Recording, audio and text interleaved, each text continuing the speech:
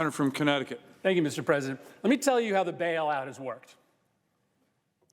When COVID hit this country and people were dying from a disease that we didn't have a vaccine for, as emergency rooms all over the country were being overwhelmed, the federal government and the Trump administration did nothing.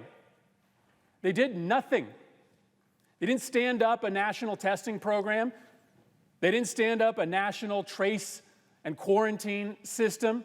They didn't let the CDC do their job and issue national guidelines around how to close businesses and schools. They didn't lead proposing legislation before Congress to tackle the costs of this response. President Trump put in place a feckless travel restriction that still allowed tens of thousands of people to get here from the countries that were infected, and then the federal government gave up. It did nothing. It left the entirety of the response to the states. And so here's how the bailout works. The states have bailed out the federal government by stepping up to the plate and being the primary responders to this epidemic. Hospitals and local public health systems have bailed out the federal government, who did nothing to stop this virus. That's how the bailout has worked. And all states are asking for is to help pay for the expense of confronting this virus. If a bailout equals saving lives, then I'm for a bailout. Because without help from the federal government, people are going to die. States that have to balance their federal budgets are not going to be able to erect the kind of anti-pandemic infrastructure that will save lives. And my colleague from Florida has left, but let's also just be honest about the accounting here. Because he had a chart up about Florida bailing out New York. If you want to do a deal in which Connecticut and New York and New Jersey get to keep all of the revenue that we send to the federal government, that we get a guarantee for every dollar we send to Washington, we get a dollar back, we are all in.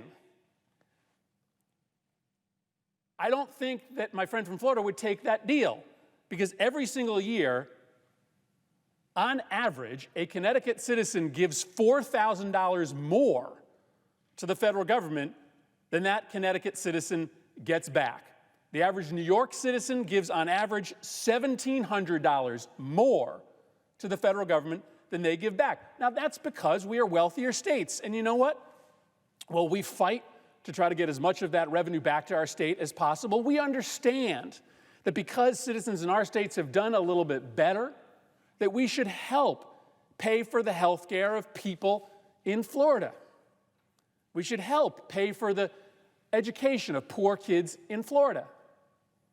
And so we grouse about the amount of taxes we pay, but we understand the deal in which, because we've done a little bit better, we're going to help states that need a little bit more help. But on an average year, the average Florida recipient gets $2,700 more in federal assistance than they give. That sounds like a bailout on an annual basis, repeating year after year. And so what we are asking here is for some help to save lives. We're not asking to give out surplus checks to our constituents. We're asking for help to keep people alive all throughout this country. Because states and municipalities are the ones that are conducting the response, because the Trump administration has refused to do it. And it's an expensive response. And so if you want to keep people alive, then you have to help us pay for that expense. You got to help us pay for that expense, because our revenues are cratering as the economy has been shut down. Our expenses are spiraling as we have been left holding the bag. And so when that happens, you can only do two things if you're a state that has to balance your budget, as Connecticut is every year. We either can raise taxes, and think about that, raising taxes in the middle of an economy in meltdown, or we can lay people off. Now, already across this country, 1.5 million state and local workers have been laid off. And there are more to come Many of them will be in the public health field, the very people that we need to be able to identify where the virus exists, trace the contacts, quarantine people to keep others safe. Those are the people who are going to be laid off. It becomes this downward spiral in which, as the federal government refuses to help states pay for the virus response, and the states can no longer effectively stand up a response effort, the virus wins. And that is one of the reasons that you are seeing the virus spread in places like Florida or like Texas, because we don't have the infrastructure in place. The Trump administration refused to build it, and now we are refusing to help states build it. 45 days it's been since the House passed their legislation helping states to keep people alive. Now, I was on this floor as my Republican colleagues were literally jumping from their seats when Senate Democrats were insisting that we take an extra day or two to pass the CARES Act to get it right. Jumping out of their seats with a sense of urgency. Well, the virus is back on the march again. The economy is in worse shape today than it was in March. It's been 45 days since the House sent us legislation to keep people alive, and we've done nothing. And my colleagues, I want to leave you with just one picture, really two pictures side by side from my state. And just ask yourself, after thinking about this, visualizing this, if this is really the world that you want to choose to live in through your inaction. We have our share of billionaires in Connecticut. They're important to us. They pay a decent amount of taxes to the state of Connecticut. They contribute philanthropically. But they have done very, very well over the course of the pandemic. A survey just came out that showed over half of those that count themselves as billionaires in Connecticut had dramatically increased their net worth since this pandemic began. In fact, of all billionaires in Connecticut, they had increased their total wealth by about $2 billion. $2 billion. Now, that's driven in part by a stock market that has priced in all of the Trump administration's support for corporations. It's because of a stock market that has also priced in the mass extinction of lots of small businesses that will accrue to the benefit of those corporations. But I want you to think about the richest Americans over the course of the last several months having seen their nest egg grow. They can afford more.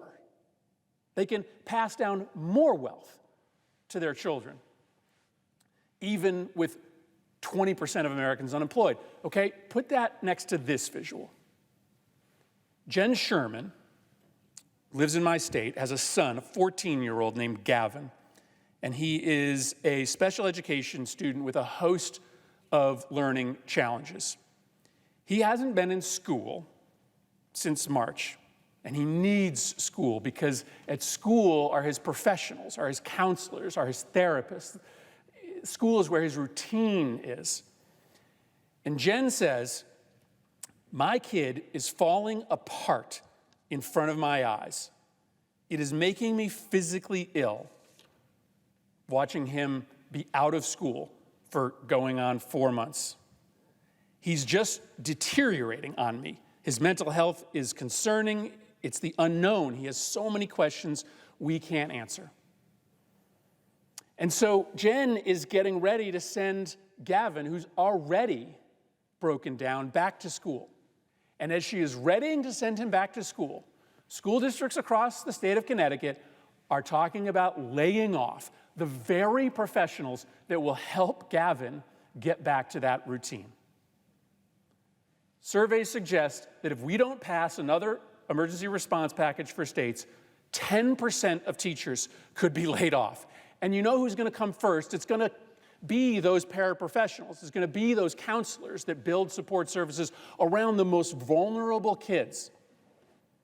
And so as corporations and billionaires have done better and better, kids like Gavin, low-income families across this country, The masses of the unemployed are suffering, and won't be able to get back to normal unless we beat this virus. And we can't beat it if we don't help states and municipalities with the work that needs to be done. It's been 45 days since we watched the House pass legislation that could save lives and allow us to stand up a true national effort to beat this virus once and for all. And I would plead to my colleagues to not go home for a 2-week vacation without passing legislation to help us stand up the state and local response to COVID-19. I yield the floor.